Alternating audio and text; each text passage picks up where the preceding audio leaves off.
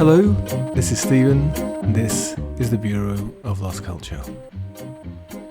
In 1964, he was a working-class student hippie crossing Haight Street, a road in San Francisco, when hit by a vision, and life as he knew it was over.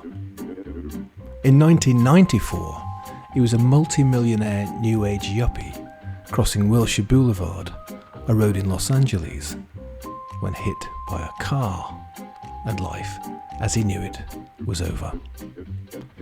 In the years in between, along with his compatriot Abbie Hoffman, counterculture icon, anti-war activist, new age self-help proponent, social networking pioneer, and all-round troublemaker, JERRY RUBIN helped articulate the voice of young America, employing satirical approaches that utilised crazy performance art, pranks and provocation. He got arrested countless times, tried to levitate the Pentagon, regularly hung out with John Lennon and Yoko in New York. But unlike Hoffman, who lived off-grid for several years following a drug bust, died by suicide in 1989, and was canonized as a countercultural saint, JERRY RUBIN was accused by many of selling out, the worst thing a 1960s radical could do, and as a consequence, he got written out of the hippie history books.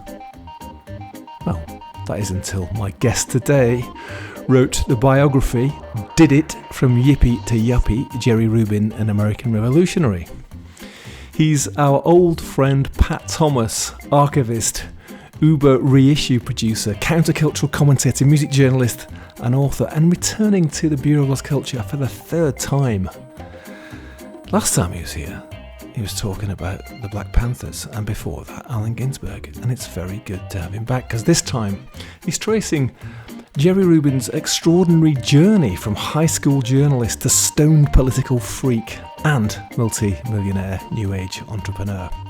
Along the way, we're going to hear about the Yippies, the Youth International Party, the Chicago 8, Lennon and Yoko in New York in the early 70s, EST training, and of course, selling out. And we're going to debate that question. Once a revolutionary, always a revolutionary? Well, before we dig into all that, I'd like to invite you to dig into us at the Bureau of Lost Culture, where all our countercultural stories and oral testimonies are gathered, where you can sign up for our bulletin of counterculture, and you can write to us suggesting themes and guests for the show, as people have been doing. I want to say thanks very much to Pete, to Ruth, Roger and Bill, and to my old friend Will Wiles, who sent me a very nice text today about the show. Thank you, Will, and thank you to the others, and to everybody who gets in contact. That means a lot. Now, let us go back to the 1960s, the ferment and revolutionary fervour that certain young people on the west coast of America were stirring up in pursuit of trying to end the Vietnam War. Pat Thomas, welcome back to the Bureau of Lost Culture, Pat. It's good to be here. I wish we were both in Soho, but we'll survive London to LA. You're the first person to be on the Bureau 3 times. Wow. Very good. Well, listen, last time we talked about Listen Whitey, The Sounds of Black Power, 67 to 74. And by the way, listeners, if you haven't heard that episode, it's a terrific story. It's accompanied by some absolutely brilliant music. Pat, you've written a few books, of course, the Ginsberg book, which we also talked about, and another of your kind of coffee table whoppers. Your coffee table must be reinforced because you keep pumping out these massive books. Well, it's a counterculture coffee table, damn it. Now, this one I'm going to talk about is Did It, From Yippie to Yuppie, and it's the story of JERRY RUBIN, the American Revolutionary. Rubin was possibly most famous for co-founding the Yippies with Abbie Hoffman, but as you said, he was much less famous than Abbie Hoffman. But you wanted to write this book or bring this book together.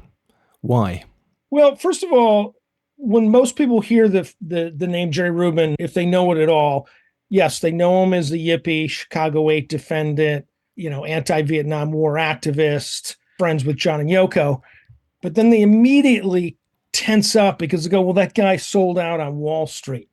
And so one of the things that I learned from talking to almost 100 people who knew Jerry, Rubin was on Wall Street. He was not selling stocks and bonds in Shell oil. Jerry was marketing green energy in the early 80s. By green energy, we mean solar panels and compost piles and things like this.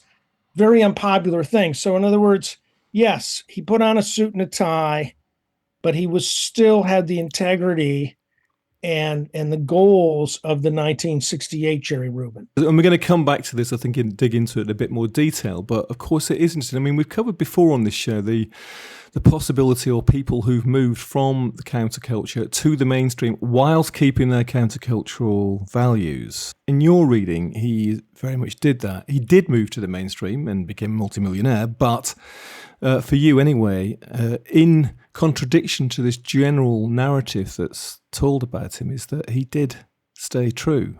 There's that, and also I'm a big fan of John and Yoko's radical phase. In other words, I sometimes make or break friendships based on their opinions of Sometime in New York City. Which is the Lennon sort of political protest song album. Exactly. Which never gets played. Yeah, and one of the things my book does, for the zillions of John Lennon biographies out there, and there's many, I was like the only person who tracked down a lot of their countercultural radical friends in New York. And, the truth of it is, Lennon sort of rewrote history in the sense of like, well, Jerry Rubin hoodwinked me or whatever. No, Lennon was a very smart guy, and he knew that Jerry had some great ideas, and, they wanted to push Nixon out of the White House.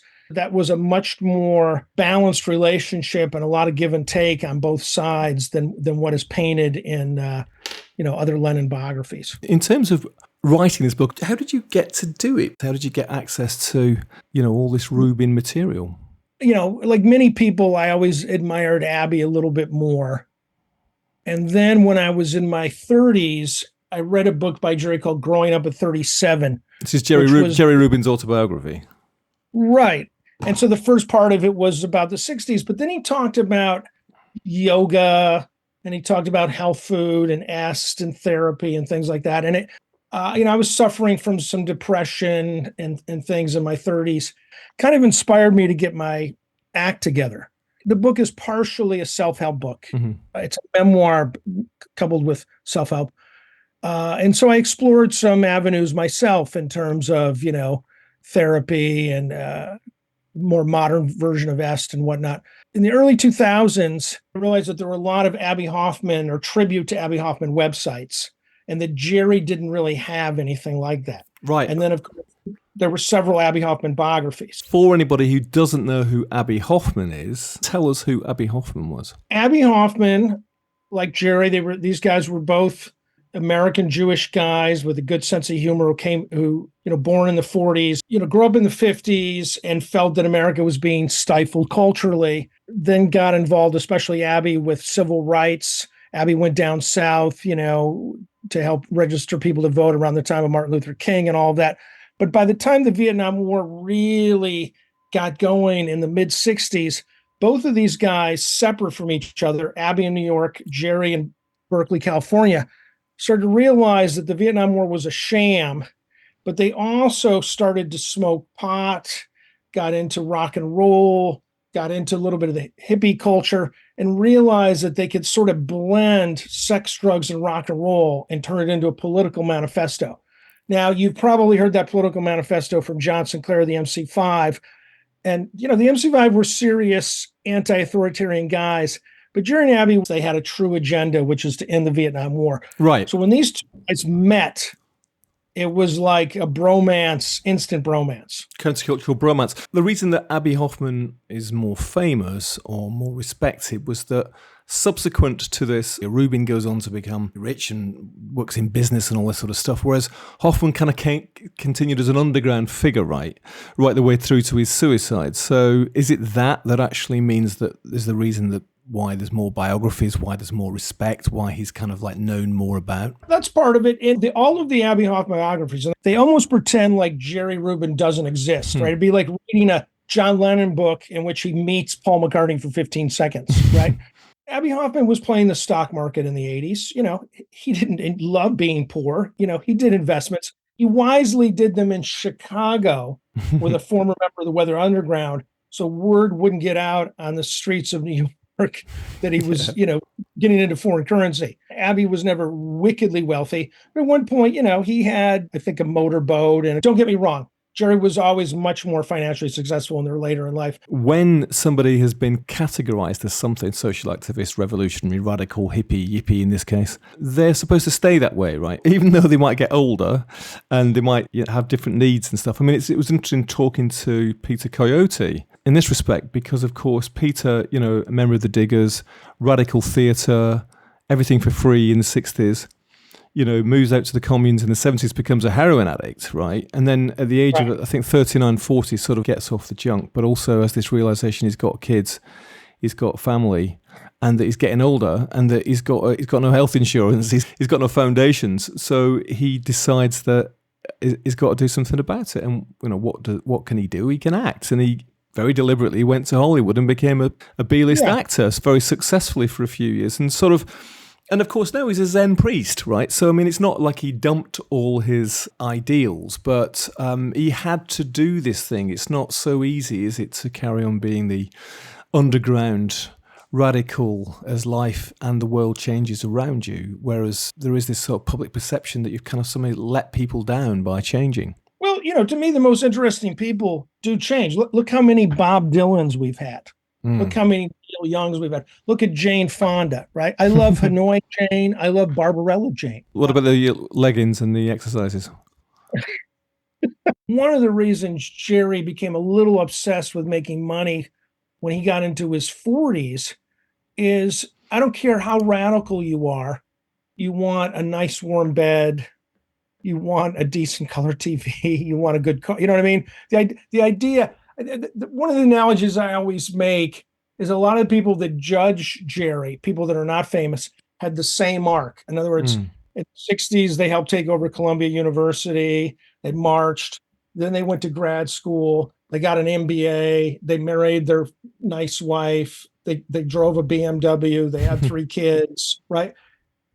You know what? Jerry did what you did. The difference is because he was famous, don't want him to change. I was sitting once at a table about 3:00 in the morning with some guys from the American Communist Party, and they were loving me because I'd written the Black Panthers book.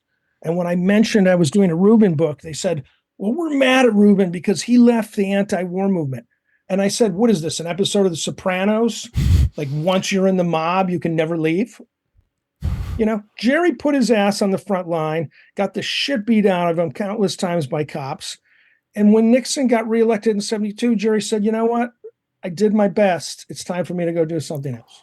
Jerry, for me, was a much more interesting story because there's all these different Jerrys. The other thing I realized is he's really a part of 3 distinct decades. We've got the 1960s, obviously radical Jerry, which is why we're on this show. In the 1970s, he's really promoting health food and yoga. And some people may snicker about that, but do you really like to eat junk food? Probably you don't. I've had Craig Sams on this show, and Craig was a revolutionary of the gut. I mean, he introduced a macrobiotic diet to this country in the late 60s, and he founded Green and Blacks, and he founded Whole Earth Foods. He's a radical foodist. Exactly. And then in the 80s, and Jerry Rubin was not a Reaganite. Jerry Rubin did not vote for Reagan. Jerry Rubin did not become a Republican. Like his Chicago 8 buddy, Tom Hayden, he was a Democrat wearing a suit and a tie. Simple as that. Name of the book is Did It, From Yippie to Yuppie, right? Jerry Rubin, an American Revolutionary. And the did it in that title has got a significance because Rubin's own personal slogan was "Do it" with an exclamation mark. Since sort of stolen by Nike, right? That's right. Jerry said, "Do it." Hey, he did it. He really did. Like the Panthers, these are people that became well known for actually doing something. They didn't send out a funny YouTube dog or cat video. They didn't have a clever tweet, right? They didn't build a wonderful Instagram page. These are people that were leading movements and really going door to door, hands on. And so Jerry earned his fame. It wasn't just handed to him through Twitter. So that's the act in activism, isn't it? Yes. Not just talk about it, not just think about it. You've actually got to get there and do stuff. Yeah, and I just want to say again for our listeners, Ginsburg became a Yippie. Ed Sanders of the Fugs was a Yippie. Phil Oakes was a Yippie. They tried to enlist Dylan. Obviously, Dylan was never going to join a political cause, but he circled around these guys more than a few times. There was a strong Yippie Black Panther alliance. This was an important and interesting movement of the time, for sure. You trace Rubin's journey from high school journalist, he's like a sports journalist, wasn't he, actually, to stone political freak and beyond. You spoke to 75 of his closest peers, many of whom had never spoken about him before. And what I liked is that at least 20 of those voices were women's voices, right? I've said many times that the women's voices get left out. And you actually spoke to people like Judy Gumbo, right? So women with the backbone of the anti-war movement, you said, right? And generally egoless. That they were successful survivors with their self-esteem intact. The guys, including Rubin and Hoffman, who were kind of also sort of dandyish kind of extrovert exhibitionists, weren't they? Yeah, and again, to draw another parallel between the Yippies and the Panthers, if you really study the Panthers, there's a strong female backbone to that organization as well. I love that phrase, women get shit done. Right. And yeah, I was very pleased to interview as many women as I did and give them a voice in this story. Now, is this true? I heard that you actually moved in with Rubin's widow. Now, did you have a romantic relationship with her? No, but we do love each other. Mimi Leonard is fantastic. Is that your technique then, Pat, for writing a book? You move in with somebody for several months. Let me just, like I said, I realized that Rubin was not well represented in the 21st century. So I somehow, long story short, tracked down Jerry's widow, and she said, I have been sitting on all of Jerry's stuff since he died almost, 15 years or so earlier, right? And she goes, no one has ever really contacted me to go through this stuff. And because she was impressed with Listen Whitey, she invited me to literally move into her house. And for about 8 weeks, I went through all that incredible stuff, much of which you saw in the book, photographs, an amazing letter from Yoko Ono, Jerry reading, spoke at Phil Oakes Memorial. And then as I started to meet other Jerry's friends, particularly Nancy Kershaw, who was his Yippie era girlfriend, she had an amazing archive. And these people like me and trust me because they realize that I'm sincere. And I also don't have an axe to grind. In other words, I'm not going to do like a bait and switch, like, I'm going to pretend to love Jerry. And then when the book comes out, you'll see that I'm actually a right-wing nutbag and I'm thrashing. And so it sort of became this oral and visual history of the Yippies. Also, it kind of in a sense of that particular time as well. Yeah, Jerry Rubin and 1960s America. There's a ton of John and Yoko information. There's fascinating stuff about Dylan that I know for a fact are not in any of the zillions of Dylan biographies. Interesting stories about Phil Oakes. Norman Mailer is heavily featured in the book. And so it's really a cross section of that era and how these guys all intersected with each other. Let's find out more about Rubin. I mean, he died, 15 years previous to you meeting Mimi, but in 1994, at the age of 56, very young, right? I mean, and hit by a car, didn't he, on Wilshire Boulevard in LA and died as a consequence. But he was born in 1938. He was another one of that generation born just before the Second World War. Grown up in that sort of, boom of that 40s, 50s Rockwell America, right? Where the sort of the American dream had somehow been kind of crystallized into what you were supposed to do. Dad comes home with his thin tie and his suit on and, his adoring wife has prepared him some food and there's two lovely kids sitting at the table. That kind of whole image of America. Jewish as well, Jewish as you mentioned, right? What Jerry and Abbie brought to the table is a Jewish humor. If you went to see Tom Hayden or Rennie Davis speak, and they were both fantastic public speakers, it was a very serious thing. It was like, well, we're in Vietnam because the French went into Vietnam after World War II, and then in other words, it's kind of like a political science lecture. Jerry and Abbie using this sort of sex, drugs, and rock and roll thing is, hey, while you're listening to the Beatles and smoking pot, pause for a minute and think about all those Vietnamese kids being napalmed right now. And it kind of worked. I interviewed Rennie Davis, one of the Chicago 8. He said, if Jerry was still with us, I'd turn to him right now and say, hey, man, you were right and I was wrong. We should have used more humor. And if Tom Hayden was sitting next to me, I would have said, Tom, you need to lighten up. Yeah, because they had this sort of impishness, didn't they, both of them? And you and I talked before, I think last time, about this extraordinary thing in the Great American Song Canon, isn't it? All these Jewish songwriters as well. Certainly this culture sort of bled through, with something like the Jewish jokes, came into their version of the protest a bit less serious, yeah. But I mean, his dad, driving a bakery truck in Cincinnati in the 50s and 60s, and, he's in his sort of early 20s. He's like, I'm done with all this. I'm going off to West Coast, like so many other kids from that time did. I'm not going to sort of stick around here in Cincinnati and become a version of my dad. That's another myth I needed to bust. People probably thought that Jerry was a trust fund kid. No, his dad drove a bakery truck, for Christ's sake, and his dad died in his 50s, quite young. Let's go back to him arriving in Berkeley, because Berkeley, University of California, like others, come to study in 64, when all that stuff's starting to kick off, the drugs, the music, the countercultural, the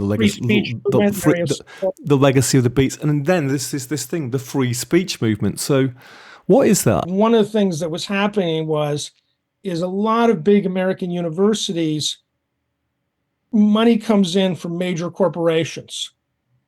And some of those major corporations, for example, are part of the military industrial complex, right?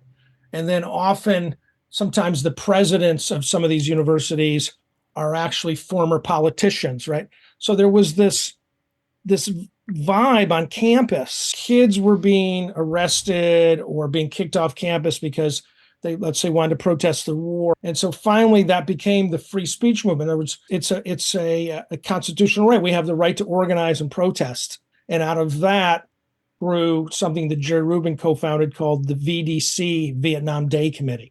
Also intertwined down south with, young white kids joining the civil rights movement. The air is ripe with all of this anti-authoritarian vibe. Right. And I mean, his response to it is like, okay, I'm getting out of this university. I'm just going to focus on the social activism. Meets Ginsberg. I imagine a very important meeting for him, probably for Ginsberg too, right?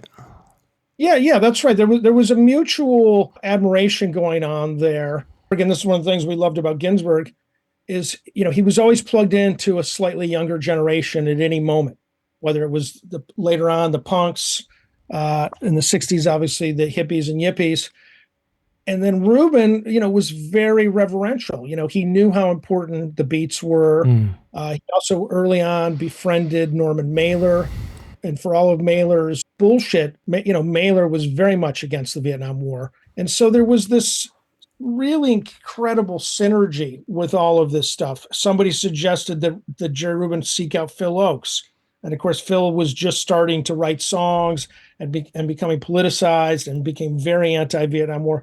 And Berkeley, California, at that point, was ground zero for this. And then this is also the birth of the Summer of Love. What we call the Human Being, January 67, 6 months before the 67 Summer of Love, in Golden Gate Park is a young, almost unknown Jerry Rubin, the Grateful Dead, Tim Leary, Ginsberg, and others. And so it all, in many ways, when we think of the countercultural hippie 60s, it really starts in Golden Gate Park in January 67 with this motley crew that we're talking about here. Yeah, right. And I mean, but he'd already been at it, hadn't he? I mean, he organised the Vietnam Day Committee. Yeah. He supports black power, legalization of marijuana, and then he even runs for mayor of Berkeley, right? He runs for mayor of Berkeley. And Jerry has such sort of chutzpah that his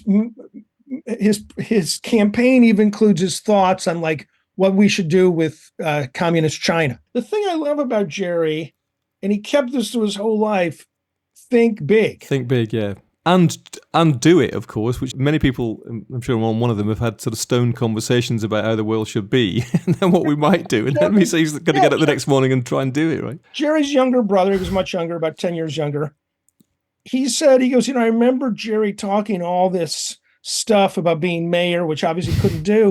But he goes, a year or two later, he's on, national news, with Walter Cronkite. In other words, Jerry and that was one of the things that Abbie loved about him. Another sort of thing I needed to myth busting I had to do in my book. Jerry was already nationally famous when he met Abbie. Abbie was relatively known. Jerry had been called in by U.S. Congress, the House Un-American Activities Committee. This is the committee that's looking for communists in... Right, the Joe McCarthy. In universities, in any kind of cultural organization. It's a witch hunt, right? It's a witch hunt. Right? Yeah. He's been leading these protests against the Vietnam War. He gets called in, turns up in a Revolutionary War outfit, right? Handing out copies of the Declaration of Independence. Exactly. And it neutralizes the whole room. In other words, they're so freaked out that he has shown up as a true American patriot circa 1776 with that costume, which was genius. It puts him into national news.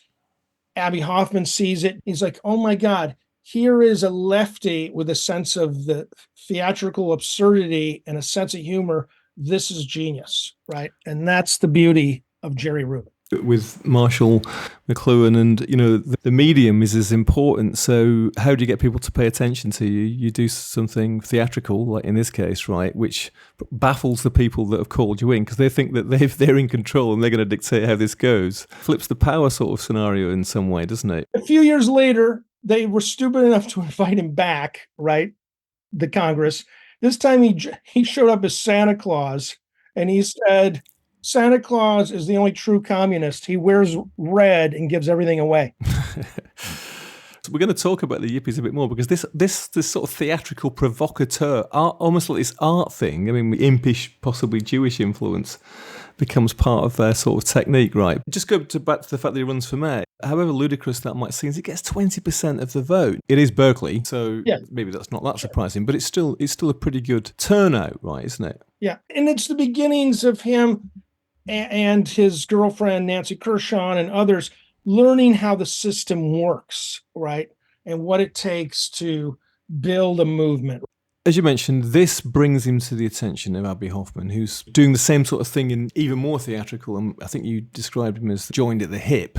But Jerry was the better organizer. Hoffman was the better comedian, sort of yin and yang thing, right? And so they and Ginsberg and others decide to found this radical theatrical political movement called the Yippies. It's a weird name, isn't it? It stands for Youth International Party. Formed, basically New Year's Eve, 67 going into 68.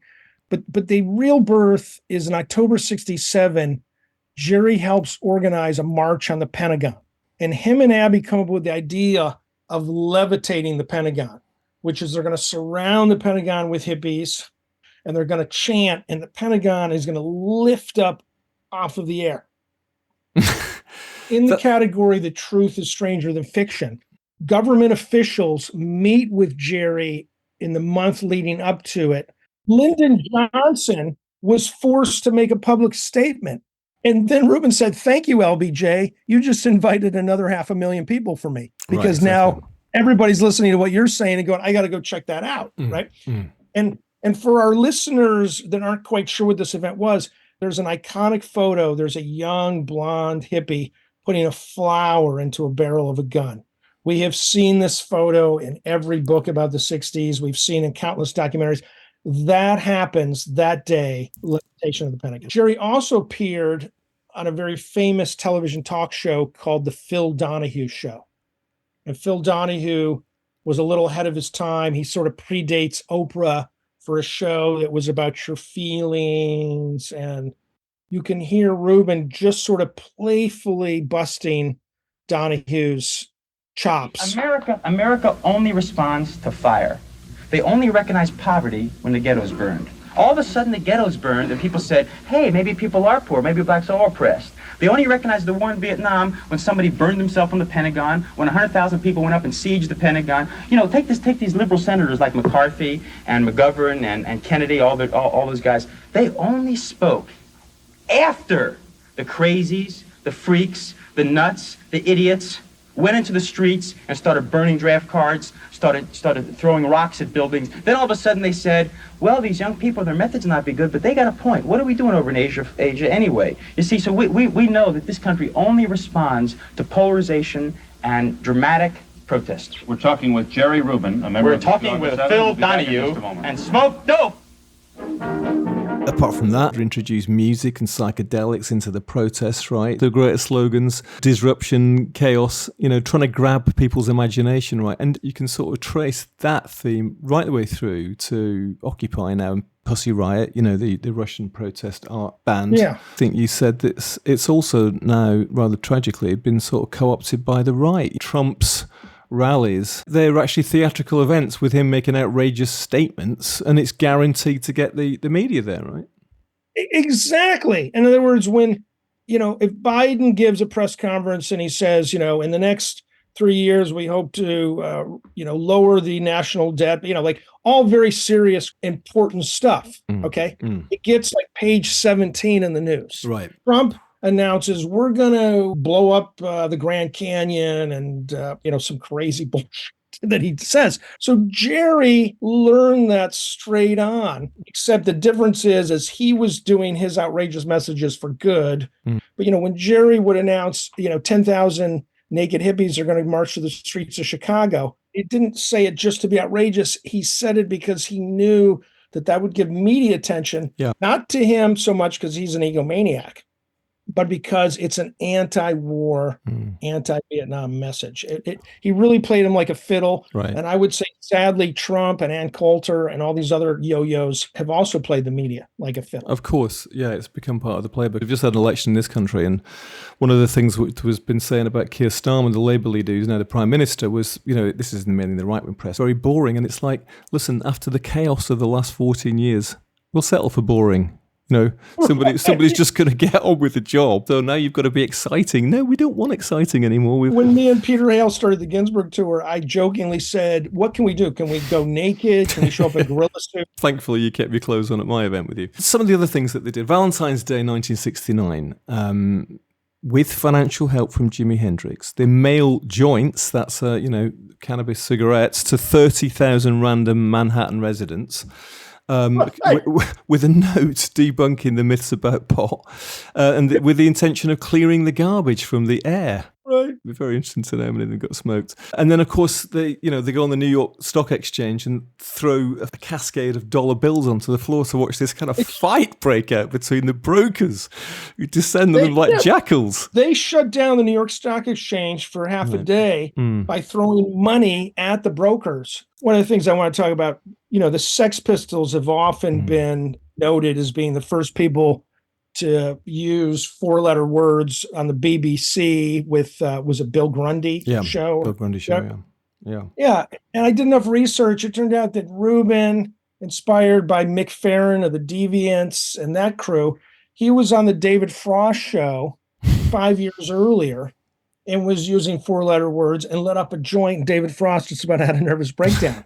I mean, Jerry and his crew shut down a BBC show 5 years before the Pistols did, like that. In fact, that got him deported from London, and the British Home Office said, we got to get this mofo out of the UK. It was all for the good in countercultural terms, and in, I'm sure the listeners, the show's terms, because they were bringing attention to, social injustice, but specifically they, were prime movers in the anti-Vietnam War thing, letting people know, look, thousands of Americans are dying pointlessly, and, hundreds of thousands of Vietnamese people, and that Nixon, who's piloting all, was corrupt, and of course, what did it turn out?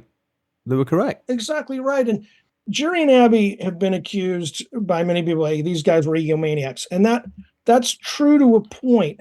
But as I love to say, nobody ever got a Grammy for being subtle. In other words, you're not going to lead the revolution by being humble. And so you need some of this chutzpah in the same way that the Beatles had it and the Stones had it, right? And many Black Panthers had it, So I admire these guys for being brash and being a little egocentric to get it done.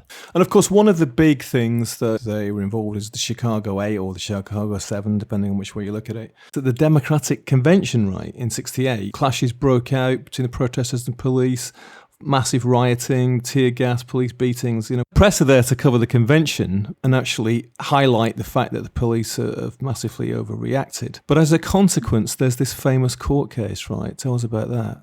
The Chicago police were so far out of hand, they were just bashing the faces and heads of kids who were being relatively peaceful. And knowing that they were now being on national TV, they started to shout, the whole world is watching. And even newsmen like Cronkite and Dan Rather, CBS News, were flabbergasted by this. It wasn't just putting them on trial for these protests. It was a cultural trial, because what they did is They had two Yippies, Jerry and Abbie. They had two members of Students for Democratic Society, Tom Hayden, Rennie Davis. They had Bobby Seals, a Black Panther, who's only in Chicago literally for a few hours and did not lead any kind of protest or riot. They picked a guy named Lee Weiner and a guy named John Freunds, who were sort of academics. The only thing they didn't have was like a folk singer or a rock and roll. It's like a show trial. It was a show trial, very much so. It was later proven that the judge was getting instructions straight from the federal government. It tells about this piece that we're going to hear from 1970. So during the Chicago 8 trial, because the defendants were out on bail, on the weekends, Jerry Rubin, Abbie Hoffman, Tom Hayden, and others could fly to, let's say, a university and give a speech, and they would be paid for this speech, right? And that money was used to help pay for the lawyers and things. Is Jerry Rubin on stage circa 1970, speaking to college kids about the Chicago 8 trial, about the revolution. We don't want to grow up, because we know what growing up in America means. Growing up in America means that you have to stand up when some fool with robes comes on and stands up. Everyone, please rise. Growing up in America means that you got to support the war in Vietnam. You got to be a responsible citizen. See, we don't want to be responsible. We're irrational. We're irrational and crazy, and that's what this whole trial's about. That's what America destroys our dreams, and we're fighting to recover our dreams. And here comes a generation of crazies that say we're going to dream forever. We'll call ourselves crazies. We don't want to be responsible, but we don't want to be rational. And then the Chicago 8, because they were showmen, they brought in Phil Oakes, Norman Mailer, Allen Ginsberg, Judy Collins, Paul Krasner, right? And so it was really, basically with the counterculture was on trial. And thankfully, they were all eventually acquitted. After being sentenced to 5 years each, though. Right. And then, of course, this is also infamous images of Bobby Seale being chained and gagged to a chair because he was literally just trying to defend his position in court. He wanted to examine his own witnesses, right? He wanted to do that. He wanted to kind of be his own lawyer. Theoretically, by American judicial rules, is allowed. This whole thing, it was not just high theater. It was very, very important politically, socially. Black Panther Friend was murdered during this trial. I think partially because, he was coaching these guys on what to do and how to act. The Chicago 8 trial is fascinating as any part of the 60s. It's not just Woodstock. It's the Chicago 8 trial. But there's probably a book to be written about sort of trials of the counterculture, isn't there? There's the Oz trial here, you know, these obscenity trials. I know and the stuff. Oz. When the Stones were busted, there was this kind of recognition, even by the right-wing establishment or by the more clear-thinking ones, that like something was going on which was not actually to do with justice. You know, it was to do with sending the hippies a message. The counterculture was on trial, right? Jerry Rubin, you know, do it was his mantra. He gets arrested many times, right? I mean, apart from this trial, right? And you said, try getting your head bashed in by a Chicago police officer for protesting an immoral war, then being charged for inciting a riot, where the judge is taking orders directly from the FBI on how to act in the courtroom. We're young people, and there are still young people out there doing it. I'm not doing it. And I didn't do it actually, but there are people still like Hoffman and Rubin who believe enough to actually risk their sort of life and limb for it. And he did that for many years, and I think that they were successful in some respects. Of course, they weren't successful in pulling Nixon down. And you mentioned earlier that seemed to have a very depressing effect on him. But just before we move on, you mentioned earlier how influential Ginsberg was. Did they remain friends? Yeah, they did. You've got an Allen Ginsberg track. Will you tell us about it? In 1972, the Republican convention, which would be the re-election of Richard Nixon as president, was scheduled to be in San Diego. Jerry Rubin, Abbie Hoffman, Allen Ginsberg, and others started to focus on, we're going to go to San Diego and we're going to do a protest. And Allen Ginsberg, with Bob Dylan and others, composed this wonderful song, Going to San Diego, in 1971. Come to San Diego, whole world gonna swing. I'm going to San Diego, let them brass bells ring. Oh, Mr. San Diego, find out what my future brings. Going to San Diego, walk out on that street. Going to San Diego, hello whoever I meet. Going there happy, gonna take my lonely feet.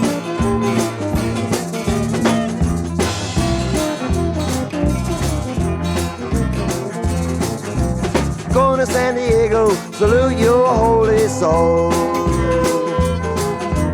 Salute San Diego, shake your jelly roll. Republican convention, there'll be a great big propose. Going to San Diego, announce the end of the war. Going to San Diego, ain't gonna murder no more. Till them politicians stop acting like a whore. Going to San Diego, pray the holy cry. Going to San Diego, sing like I could die. Oh Lord, let there be tears in every eye.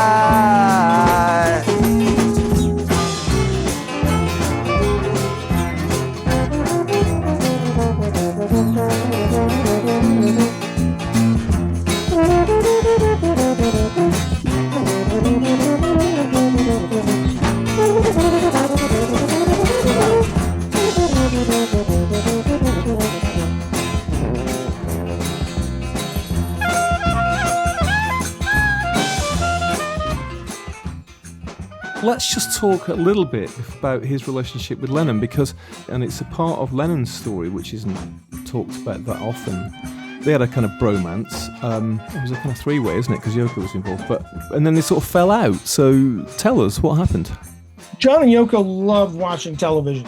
They did it when they were in Tittenhurst, making the Imagine album, and they did it when they moved to New York. And so they saw Jerry shut down the David Frost show, and they loved it. So when they moved to New York, they decided they need to meet Jerry Rubin, and Jerry's decided he meets John and Yoko. They meet, and Abbie Hoffman's there too, and Abbie says, you know, we always thought you two, John and Yoko, were great revolutionaries. And John retorts with, well, we always thought you two were great rock and roll stars. You know, John had already become politicized, right? He had not only done Give Peace a Chance, but he had done, you know, he wrote the song Do the Oz for the Oz trial. He'd done Power to the People, right? And although John had a peace and love agenda, John was helping fund the IRA a little bit.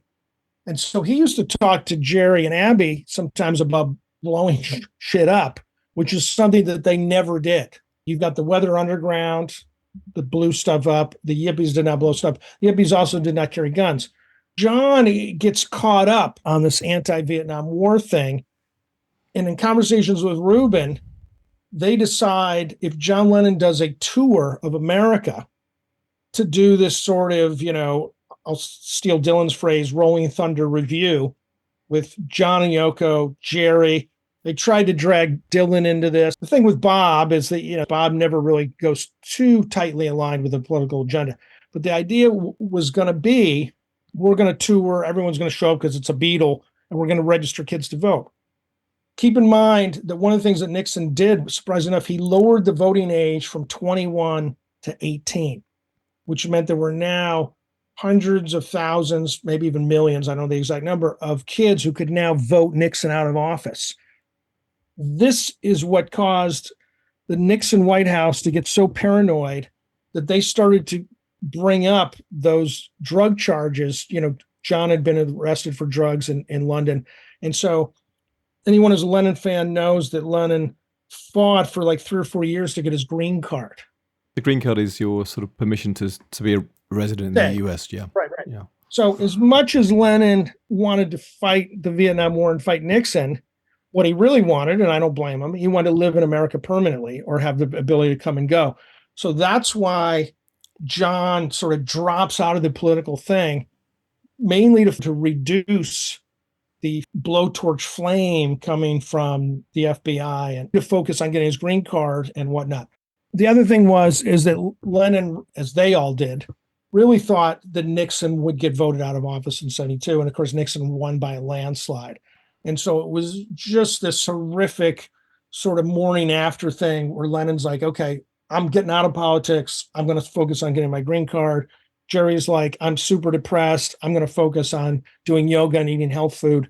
And that's when the whole countercultural revolutionary party sort of dissolves almost within 24 hours. Right, right. But I mean, Lennon actually denounced him though, didn't he? He did. And this is where I find Lennon a little insincere. In fact, one of the things that my book has, it has a letter from Lennon to like People magazine or Newsweek denouncing Rubin, 7 years later, and Jerry writing a great retort and going, John, I didn't put a gun to your head. You were not 5 years old. You were an adult. You were into this as much as I was. Now, I interviewed the infamous A.J. Weberman. And if you're a Dylan fan, Weberman was the guy who went through Dylan's garbage. You know these stories? I didn't know that. Stalker, like a stalker. Like a stalker, right? Mm. So Weberman is a little bit of a crackpot, but also part of this crew. And he believes that one of the reasons Lennon did this was to kind of send a message to Reagan, because now Reagan was president, like, I'm no longer supporting this team. Because the other thing I found out is while Lennon is denouncing Jerry, he would still occasionally take some of Jerry's phone calls. The one thing people have to realize about Lennon, he can talk out of both sides of his mouth. He was strategic, wasn't he, for sure, always. Yeah. Of course, he wrote the damning song about Paul McCartney, How Do You Sleep, didn't he? But then carried on meeting now and again, right? Exactly. Yeah. Before I forget, though, you said also that Yoko Ono wrote Jerry Rubin a sort of a peppery letter ticking him off. What was she ticking him off for? She wrote this letter. It's on Apple stationery, and you can see that Jerry obviously started burning it and thought better of it, thankfully for all of us. After everything falls apart, Nixon gets reelected, everyone's blaming each other for who dragged them into this. And so Yoko plays junior psychologist where she's like, well, your parents died young, Jerry, and you have all this anger towards your parents and you need to get over it. And she accuses him of being sort of the type of guy who wants to blow stuff up, when in fact it was her own husband who tossed those ideas out. So that letter is very interesting.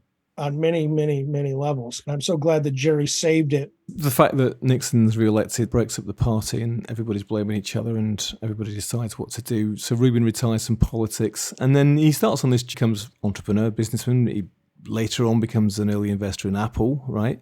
By the end of the 70s, he's a multi-millionaire. And, so rather than disappear into drinks and drugs and stuff, he gets into health food and yoga. So ended up sort of making money selling vitamins and health drinks and stuff. But he also got into EST training. That was another big thing of the 70s, wasn't it? You've got the radical politics going on, but you've got the kind of birth or the development of the New Age movement with all the kind of self-help, self-actualization stuff with some famous cults that we know about. And then EST training was like Werner Erhard, quite radical system of clearing yourself and beefing up, to become almost slightly superhuman in some ways, right? So think about all the people that went through the radical 60s, not just the famous people, but the man on the street, the woman on the street, right? So they're involved in protests, and a lot of people are smoking dope and dropping LSD and whatever. By the early 70s, people were exhausted, right? Young people. Yeah. They're also deciding to maybe go back to college and finish that degree. Yeah. Maybe get married and have kids. So you see, let's say, hard rock, for lack of a better word, Iron Butterfly, MC5, and then all of a sudden it's Carole King and James Taylor, right?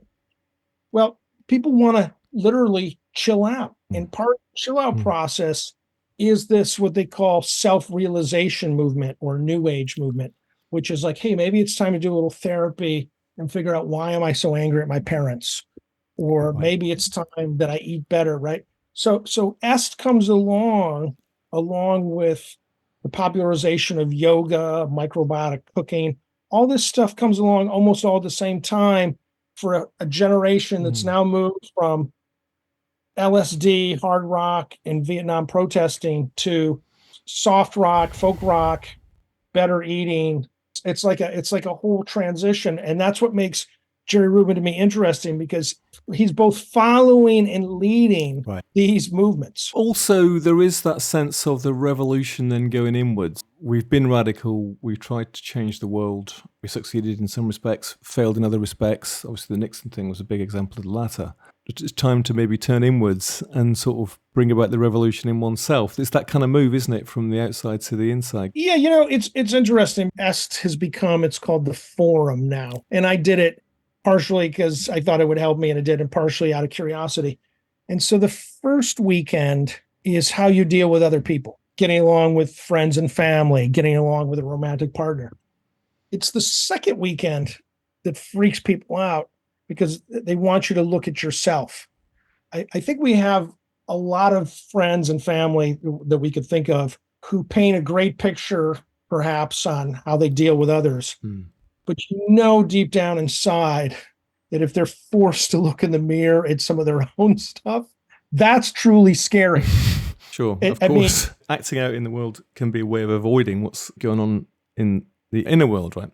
Yeah, like I remember when I finally realized that bullies are actually the most insecure people in the world. Of course. Right? When I was in grade school, I thought these are the tough guys. These are the weak. But in his case, he's experimenting with it all, EST, yoga, acupuncture, Gestalt. In 1980, he writes a self-help book with Mimi's wife, The War Between the Sheets, what's happening with men in bed and what men and women are doing about it. You said it was not well received. Did you read it as part of your research? One of the things about Mimi was she did sort of ask me to downplay that book. Okay. And after reading it, not just as a favor to her, but just as a favor to humanity, I downplayed it. Okay. They interviewed 100 men about performing in bed. They interviewed 100 women, like, what does it take to get to orgasm, right? It's all fine research. There's nothing wrong with the book. Okay. And in fact, if you were to read it, you'd probably go, oh yeah, I've had these problems in bed myself. Right. Okay, I might do a sidebar and with an extract from it for the listeners' interest only. Okay, so he does that, but he came to believe, or at least came to claim, that the best way to change America was by accumulating vast financial power and create a new establishment. That change can't come from below, and that's a difficult one, isn't it? Because that could be him being honest, it could be him sort of excusing his own self, and of course, very human, isn't it, to do that? It is, but I want to add a footnote to that. Sample one of his speeches about this. He was talking about well-thought entrepreneurism, people of color becoming more powerful by running their own businesses. Yeah. It wasn't just getting rich. It was, how do we take money and also use it to improve society, right? Hence, for example, the solar panel thing that he dabbled in. Hence, vitamins and health food that's kind of where he made his wealth, right? And to be fair, there was a rather noble American tradition of, families or people becoming vastly wealthy and then becoming philanthropists. I mean, a lot of the great art collections in America and universities were founded on these philanthropic bequests of people. Carnegie Hall. Yeah, there's Yale. Yeah. There is a tradition of that if people can hold true to it. And of course, these days, the idea of an entrepreneur who's benevolent, rightly or wrongly, I suppose, see the kind of Silicon Valley lot as a bit more like that, a bit more enlightened. Maybe they microdose LSD and they drank ayahuasca and they might be becoming billionaires, but they're actually going to do some good with it. I mean, maybe that's just the narrative that they're putting forward, but it's sort of somehow that's much more respectable now. And I guess for him, he was always being compared with Abbie Hoffman, who, after the drug bust had to go underground and sort of, stayed an underground figure. Yeah. In fact, Jerry's last day on the planet where he's, still able to walk, talk, and think, he's meeting with a guy to help the Black community in LA.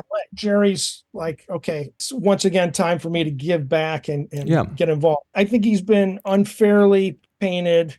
I think that as much as Abbie Hoffman deserves of sainthood, like all saints, he was also a little flawed. And so again, this book, besides being a biography of Rubin and the people of that time, it's a little bit about balancing this thing out a little bit. So the other Jerry, but as in Ben and Jerry, I mean, nobody complains about Ben and Jerry, do they? Hippies that became ice cream entrepreneurs, and because they've done a lot of good stuff with it, haven't they? As well as making very nice fattening ice cream. Pat, it is a wonderful story, and again, I mean, a kind of somewhat of a lost story. You were the first person really to dig deep into via Mimi into the archive and produce this work about him and about this time. And I think he comes across to me as being very human, with the flaws, and with the egocentricness, the impishness, the theatrical aspect to it, bringing humour to protest. That seemed to me to be a really important cultural contribution, that protest can be artful, protest can be entertaining theatre, and in fact, maybe it needs to be if you're going to actually attract the attention of the public via the media. I love this thing that he said: media doesn't report news, it creates it. An event happens when it goes on TV and becomes a myth. Oh, wow, that's good. I forgot that quote. The only thing that we haven't really mentioned or talked about is his death, which was a tragedy, really, wasn't it? What happened? So Jerry was meeting with another guy and was like, hey, I want to, put some money into the Black community, especially Black youth and Black teens. And of course, Jerry was still smoking pot until the end. And Jerry was smoking pot, I think, during this meeting. And Jerry got the munchies. And so he said, hey, let's go get something to eat. And Jerry's decided that he's going to run across the street no matter what to get to a restaurant. And a car hits him, pops him up in the air. Another car hits him. Now he's in a coma. And Jerry lays in a coma for about a week or two. And people start showing up. Tim Leary showed up. And Tim's ready to speak to you about how much he loves you. We've all been here in the waiting room. You have so many friends, Jerry. And I've been in for about an hour talking to you and whispering to you. Talking about the old days and the good days to come. And you're surrounded by an ocean of love. It's incredible. I talked to so many people since you've been in the hospital. And there's just this cloud, oceans, waves of bubbly love. You've got a lot of loving friends who are cheering you and whistling with you and waiting for you to open your eyes and smile again. It's our time, Jerry. The tide that started way back in the 60s has been building up, so I'm enjoying it, and the spirit is growing for everything that we did together, Jerry. So, like all of your dear friends in a state of shock, we miss you. You've got to come back to us, Jerry. We love you. All my love. Timothy, I'll be back. Timothy, I'll be back. Love you. Eldridge Cleaver shows up. And Eldridge shows up, and a nurse, she doesn't have any idea who he is, but, I'm sorry, says family only. And Eldridge, with his own special chutzpah, goes, but I'm his brother. Black Eldridge Cleaver. So Eldridge goes in, and he's leaning over and talking to Jerry. Of course, keep in mind, Jerry's in a coma, so it's not like he's responding. And there's a young woman in the room who's a close friend of Jerry's, and she recognizes Eldridge, and she was friends with Tim Leary. And Leary and Eldridge just had a falling out in 1970. We covered it. Okay, so she drags Eldridge to a dinner with Tim Leary, and Tim and Eldridge kiss and make up 20 years later. Again, you know, this is what I love about history. You can't make this stuff up, right? Anyway, they finally decide to turn off the oxygen on Jerry. He passes. They do an autopsy, and it's discovered that Jerry's body is riddled with cancer. Wow. And probably had a very short period of time to live. Was Jerry really aware of just how sick he was? Half of his friends said Jerry had a big mouth, and if he had cancer, he would have told all of us. The other half said, well, because Jerry was selling vitamins and health food, he didn't want it known that he had cancer because people might connect that to his products. The truth of it is he probably had cancer because he'd been smoking weed nonstop for decades, right? It's kind of a sad demise. As Mimi said it best, he goes, this is a guy who battled LBJ and Nixon and unfortunately got taken out by an automobile. Right. Kind of sad. Pat Thomas, thank you very much for returning to the Bureau of Lost Culture to share some more of your countercultural tales. Thank you. Thanks again to Pat. I'm sure he's going to be back because he's been digging a lot of very countercultural scenes, apart from the ones that we've talked about to date. I'll put a link to his wonderful book, Did It? From Yippie to Yuppie, Jerry Rubin, an American Revolutionary, in the show notes. Like all Pat's books, it's a wonderful visual compendium as much as a biography, really detailing the life and times of his subject and of the counterculture around them. I'm also going to put in a link to a playlist of Jerry Rubin related tunes, and it's very groovy indeed. This notion of selling out is very interesting, isn't it? I mean, in certain areas, it seems absolutely fine to, say, for instance, go on to make a fortune. Musicians, I mean, like a rich Bob Dylan is, for instance, and yet he still seems quite countercultural. Somehow we've got this distinction for certain parts of the counterculture. Maybe the people, of course, in the 60s who protested very loudly and vocally, that somehow they should carry on protesting loudly and vocally and preferably stay poor while they're doing it. I wonder myself in which ways I might have sold out. And maybe in my case, not selling out as much as chickening out. I think there's definitely been situations when I have chickened out. I recently saw a brilliant film actually about young activists now in the world. There's plenty of things to protest against going on, as we all know. And there are young people, the kind of Jerry Rubin and Abbie Hoffmans of this age, who are out there risking life and limb in the interests of trying to create a better world. I haven't done very much of that, so I applaud them. Long may they carry on the revolution. And long may you carry on listening, particularly if you've enjoyed today. Come back and listen again next time. bureauoflostculture.com is where it all is at. Let's finish with a cosmic tune. This is Cosmic Journey.